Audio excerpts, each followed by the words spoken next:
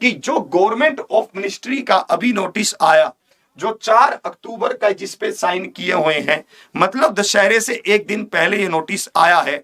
इस नोटिस में इन्होंने एक चीज मेंशन की है जिस पर ध्यान देना बहुत ज्यादा जरूरी है। मैंने उसको यहां पर जूमिंग भी किया है, अगर आप देखेंगे हो सकता है कि आपको थोड़ा क्लियर ना दिख रहा हो, तो मैं इसको आपको पढ़कर सुनाऊंगा। ठीक है, मैं इसका आपको थोड़ा सा पढ़कर सुनाऊंगा ताकि आपको ये क्लियर हो जाए। ठीक है, तो अभी मैं आपको यहां पर पढ़कर सुनाता हूं। इन्होंने कहा है कि zonal railways are advise to gear up their machinery in all aspects. ठीक है, ये कह रहा है कि जो जोनल रेलवे है उनको एडवाइस किया जा रहा है कि वो अपनी मशीनरी को गियर अप करें। समझ आ रहा है थोड़ा सा इससे? देखो ये कह रहा है to ensure timely physical efficiency test. इस पे लिखा है कि फिजिकल एफिशिएंसी टेस्ट टाइमली हम करवा सकें, और डॉक्यूमेंट वेरिफिकेशन टेस्ट और मेडिकल एग्जामिनेशन सबके, है ना, and appointment of formalities for all their candidates expected from RRBs and RRC. ये यहां पर कह रहा है कि जो रेलवे की मिनिस्ट्रीज हैं, जो रेलवे जोनल ऑफिसर्स हैं, वो ये तय करें कि जो सारी चीजें हैं वो फास्ट तरीके से चलें, चाहे वो मेडिकल एग्जामिनेशन हो, चाहे वो पीईटी फिजिकल टेस्ट हो, चाहे वो डॉक्यूमेंट वेरिफिकेशन हो। इसने ये कहा।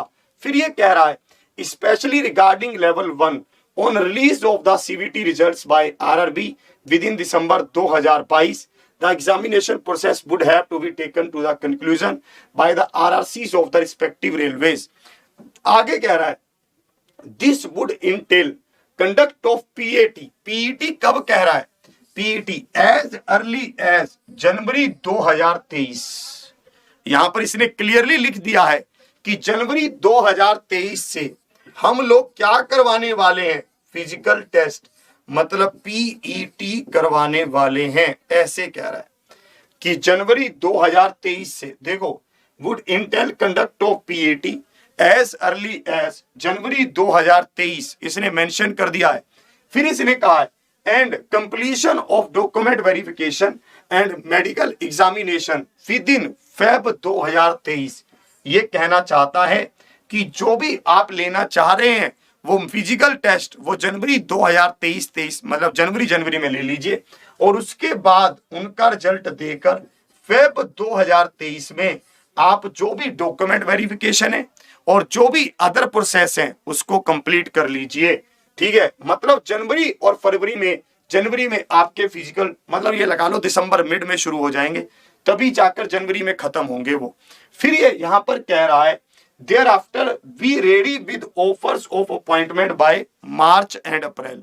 ये कहना चाहता है कि उसके बाद आप जो ऑफर ऑफ अपॉइंटमेंट लेटर है उसको तैयार करके मार्च या अप्रैल तक बिल्कुल रेडी हो जाना। ऐसे कह रहा है ये। समझे अब आप पूरी बात को, गेम को समझे। गेम यही है कि ये कहना चाहता है कि जनवरी में या फिर दिसंबर एंड में आपके फिजिकल स्टार्ट हो जाएंगे। और अब आप देख लीजिए कितना समय है, ये हिसाब लगा लीजिए। अब क्या चल रहा है? अक्टूबर, नवंबर, दिसंबर, मतलब मोटा मोटा आप लगा लीजिए 2 महीने आपके पास, क्योंकि दिसंबर में तो कभी भी शुरू कर सकता है। जनवरी में तो ये कह रहा है कि खत्म कर दो फिजिकल टेस्ट। ठीक है, तो इसका मतलब दिसंबर में कभी भी शुरू कर सकता है। चलिए, ये बात तो समझ आ गई जी कि जा तो दिसंबर के लास्ट में होंगे या फिर जनवरी के शुरू में होंगे। समय कितना है? 2 महीने है।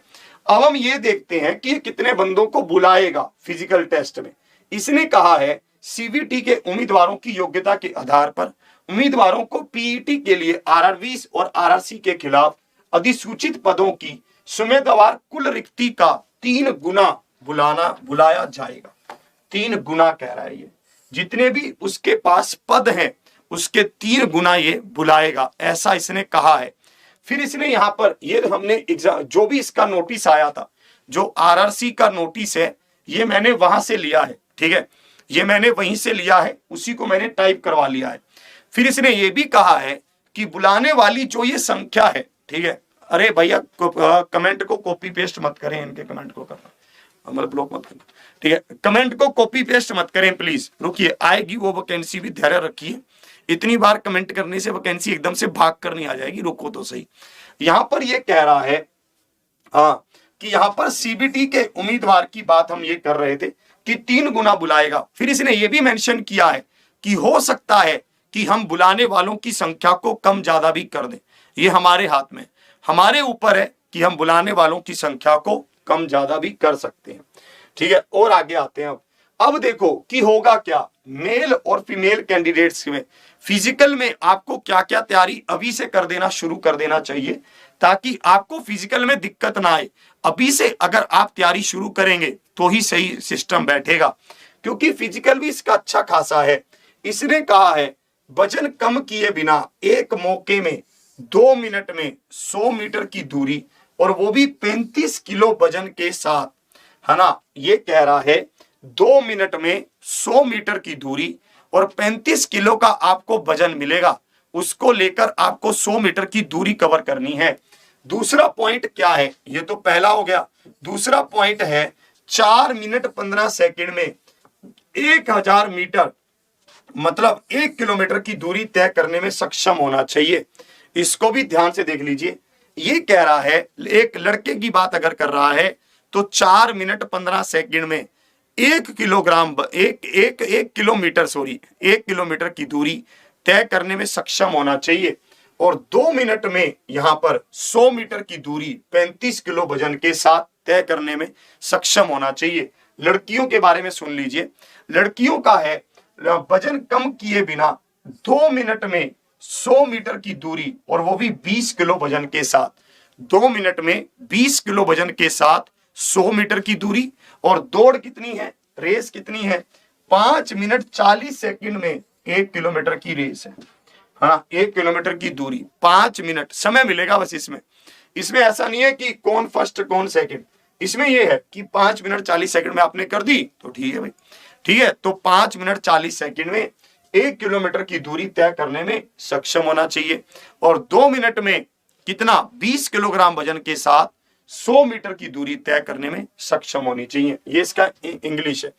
अब देखेंगे कुछ इस तरह से होता है, देख लीजिए फिजिकल कुछ इस तरह से होता है, तो आप इसको भी यहां पर देख सकते हैं। इस तरह से लड़कियों का होता है, इस तरह से लड़कियों का होता है। ये लड़कियों का है, वो लड़कों का है। ठीक है, तो यहां पर ये कह रहा है, हाँ, अगर आपको किसी भी तरह का फिजिकल डिसेबिलिटीज है तो उसका इन्होंने कुछ एक्सप्लेन किया हुआ है कि उसके तहत इनको छूट मिलेगी। जिसका कोई मान लो कोई फिजिकल प्रॉब्लम है तो उसको वहां से छूट मिल जाएगी। और ये कह रहा है कि उनका मेडिकल तो होगा ही, तो ये कह रहा है कि मेडिकली फिट होना चाहिए, कोई इंजरी नहीं होनी। हाँ, ये ऐसा कहना चाहता है अगर इसके दौरान किसी भी तरह की, मतलब पीईटी के दौरान किसी भी तरह की मेडिकल इंजरी होती है, किसी भी तरह से आपके स्वास्थ्य को नुकसान होता है, तो इसके पीछे रेलवे डिपार्टमेंट कोई जिम्मेवार नहीं है। ये भी इसने लिख दिया। It is the candidate responsibility to ensure that they are medically fit enough to attempt the PET. Railways will not be responsible for any injury suffered by the candidate as the result of the participating in the PET.